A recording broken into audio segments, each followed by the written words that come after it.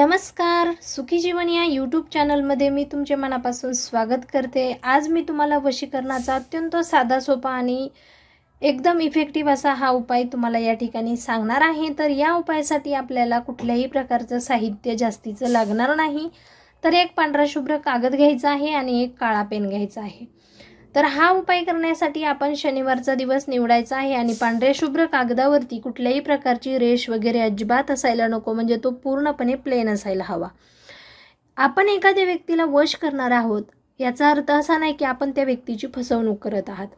जर तुमचं मनापासून प्रेम आहे, तुम्ही पती पत्नी आहात आणि तुमचे वारंवार मतभेद होत असतील, वारंवार तुमच्यामध्ये वादविवाद होत असतील, तर अशा वेळेस तुम्ही हा उपाय करायचा आहे। निस्वार्थीपणे करत असलेल्या प्रेमासाठी हा उपाय तुम्ही करू शकता। अगदीच एखाद्या व्यक्तीला फसवण्यासाठी किंवा एखाद्या व्यक्तीचा मानसिक छळ करण्यासाठी जर तुम्ही उपाय करणार असाल तर या उपायाचे उलट परिणाम तुमच्यावरती दिसू शकतात। हा जो उपाय आहे तो भगवान श्रीकृष्णांच्या काळातला आहे, म्हणजे अगदी जुना असा पुरातन काळातील हा मोहिनी मंत्र मी तुम्हाला या ठिकाणी सांगणार आहे। तर त्या पांढऱ्या शुभ्र कागदावरती आपण हा मंत्र लिहायचा आहे। तो मंत्र आहे ओम नमो भगवते वासुदेवाय नमो नमः क्लीम ओम नमो स्वाहा। हा जो मंत्र आहे तो तुम्ही अगदी मनापासून लिहायचा आहे आणि त्या मंत्राच्या समोर ज्याही व्यक्तीला वश करायचं आहे त्या व्यक्तीचं नाव लिहायचं आहे।